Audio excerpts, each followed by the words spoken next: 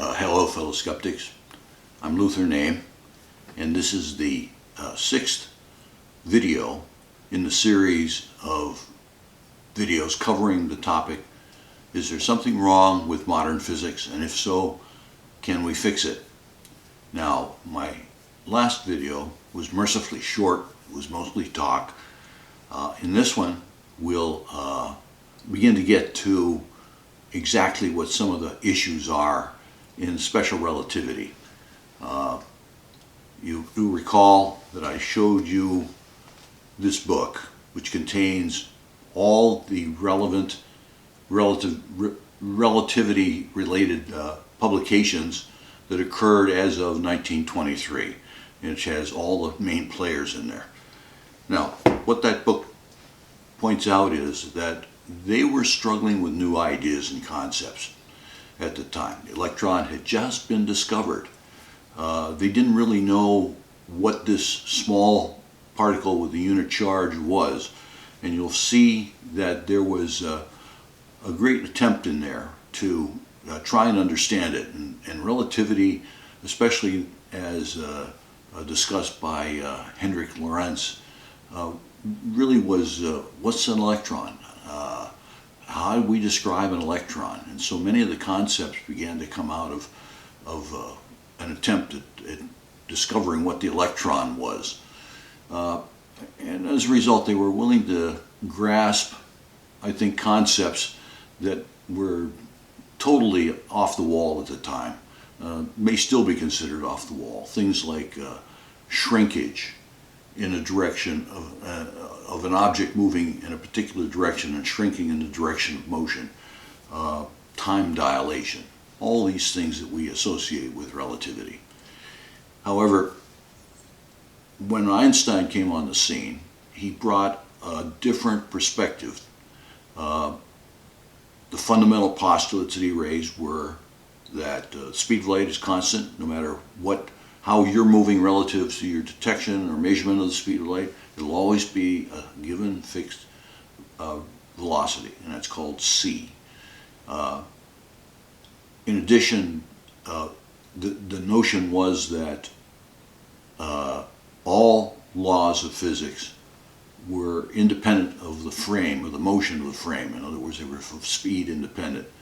It turned out to be the case in classical physics, Newtonian physics, with mass. You play a game of billiards in a moving platform, and the outcomes are all the same in terms of the scattering and conservation of energy. So there was a belief that this business of law of physics and the results being independent of the velocity of the frame, or however the measurements are being made, was built in or baked into the ideas of relativity and special relativity. Now, Einstein did some other things too. He brought to the table some other concepts and ideas. One of the things that Einstein did bring that was somewhat unique was he built his investigation around what he called thought experiments, Gedanken experiments. These were physical description of various dynamic scenarios, mostly dealing with light pulses, and that was the point at which he convolved the propagation of pulses of light with the propagation of mass. And we'll talk about that and show how that led to some errors in terms of his understanding of what was going on. The other thing was that he keeps saying, well, somebody sees this or somebody sees that. And if you really look at the scenarios that he paints, sometimes it's not so easy to set up an actual experiment where you could measure what somebody sees. And he made some mistakes in terms of his identification of what somebody sees or measures. But that becomes part of the issue. You may recall I also flashed this book, which is my working notes. It has lots of relevant references in it, that cover all the topics that I'm discussing in these videos. Now, I priced this at the bare minimum that Amazon would allow me, so I make no money out of these. But it's written in a way that ties all these things I'm talking about in the videos together, and it shows all the references and it shows all the background. So it's worthwhile if you have an interest in this at a somewhat deeper level than just popularization. This would be a good starting point. Now, what I'm going to do at this point is talk about the first thought experiment that Einstein put together. One of the things he does is he always works with a single pulse. Well, I send a pulse of light out here and it does this, and this is what we measure, or this is what we see. And you'll find, and this was an observation by Leon Brion, a famous French physicist who was a contemporary of Einstein's. He does a lot of hand waving. He always has, and his thought experiments are always a little on the simplistic side. And so that was characteristic of the way he actually gave lectures and things too. He was not clear. And his 1905 paper isn't clear. Perhaps it was the translation from the German into English that was the fault. But it's not clear, and that apparently was a characteristic of Einstein throughout his whole life. You'll see some of his later works are very, very highly polished. Well, that's primarily a result of extensive editing, so beware. But what I'm going to do now is I'm going to talk about the very first thought experiment. And this occurs in the very first couple of pages of his famous 1905 paper. And what you'll see is that even with that very first thought experiment, he basically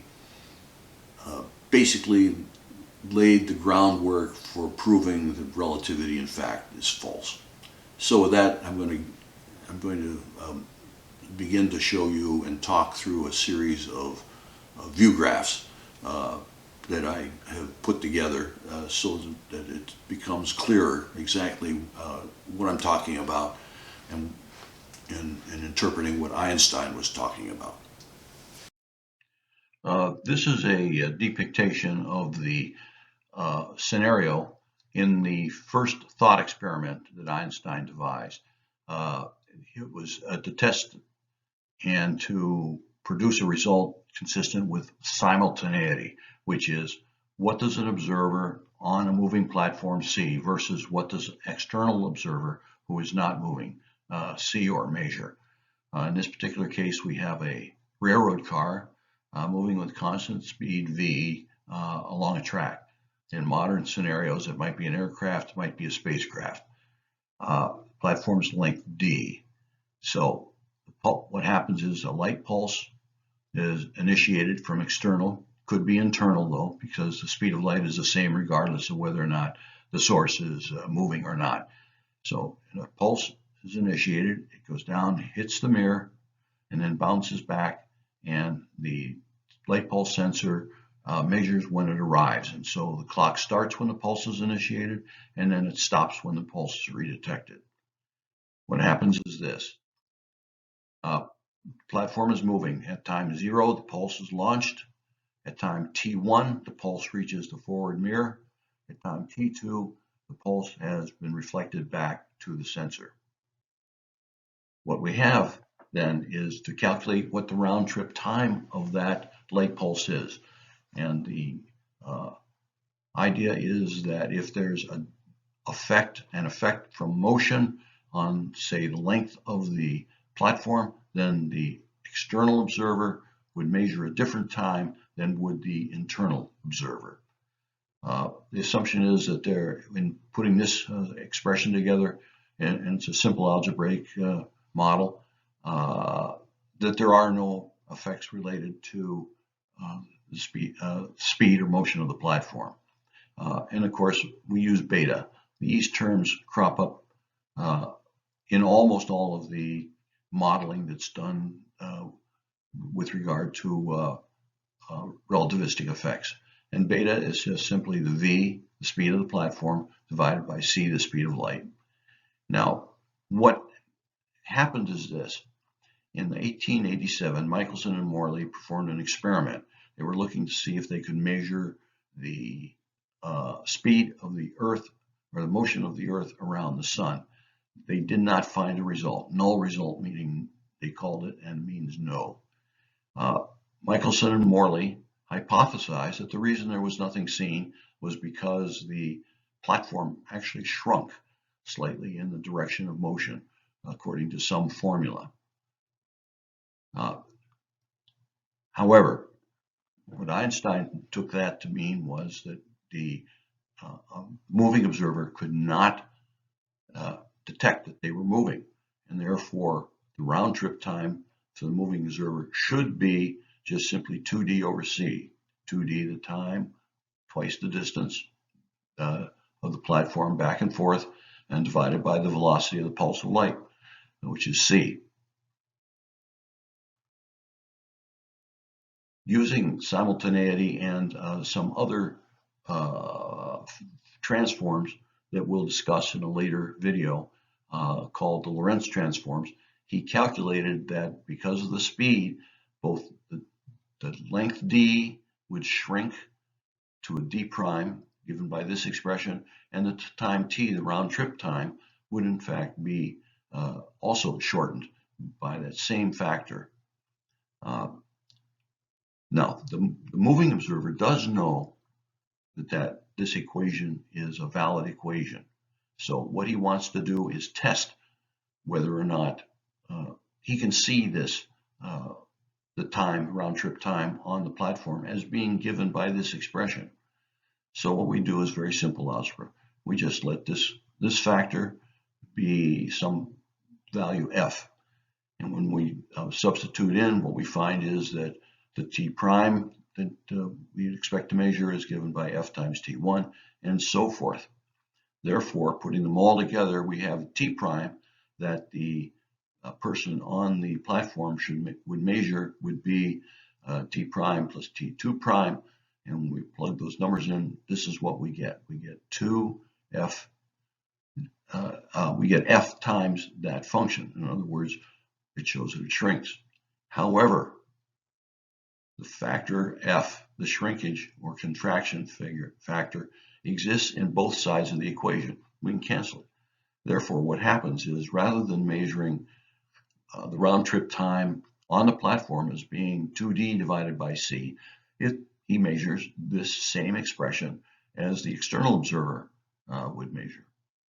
Therefore, in relativity, both the stationary and moving observers measure the same thing, and there is no measurable time or length contraction or time dilation due to motion.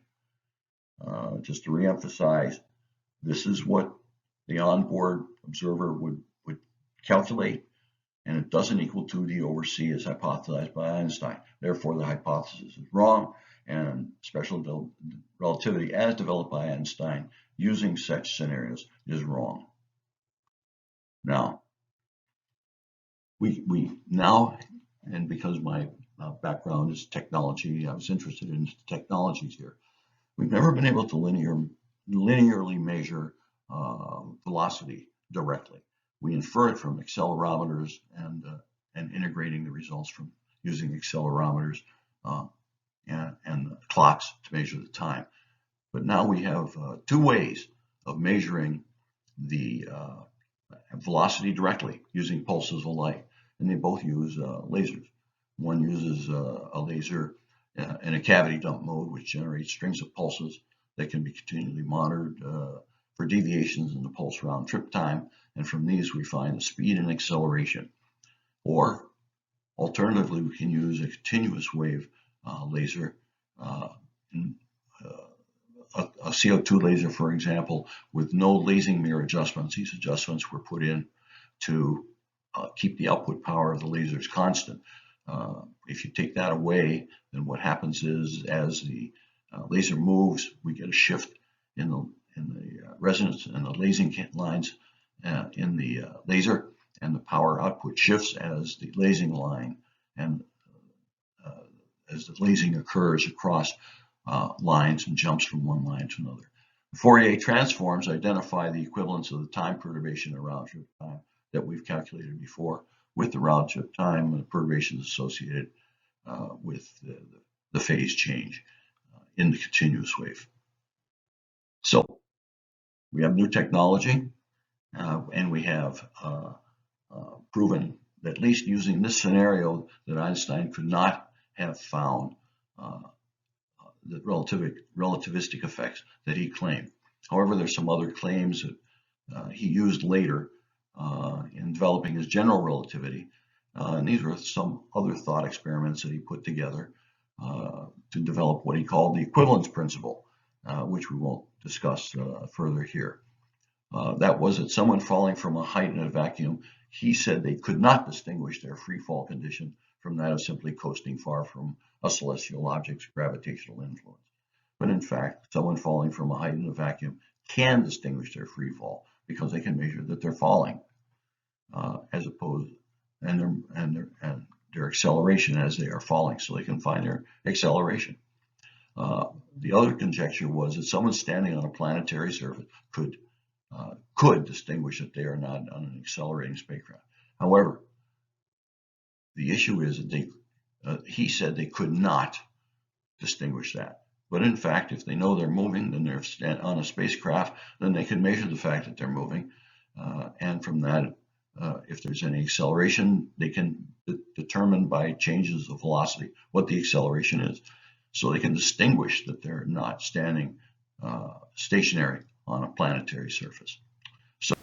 So what we have is from that very first effort at using simultaneity to compare what a moving observer and a stationary observer would each observe in the way of a round trip time of a pulse of light. Einstein never went back and reevaluated that. If you make an assumption that something is or is not going to occur, then you need to go back and test whether or not your result that you get actually fulfills that initial hypothesis or postulate or whatever you want to call it. It didn't do that. That particular equation and deviation was known from work in interferometry that was done at the time. But he ignored it. He didn't go back and reevaluate that well-known equation, the algebra associated with deriving it for the round trip time. So what I want to do, though, in the next video is explore some of the other issues related to how people have described relativity. There are other thought experiments that he put together, and there are other explanations, and they just use bad physics. It's not just not understanding relativity. It's a corollary of bad physics associated with putting these explanations and descriptions together to try and explain what relativity is all about. It's been an abject failure right from the beginning. So with that, fellow skeptics, let's defer any further discussion until the next video, and please leave your comments. They will be useful to me. And with that, I'll see you next video. Bye-bye.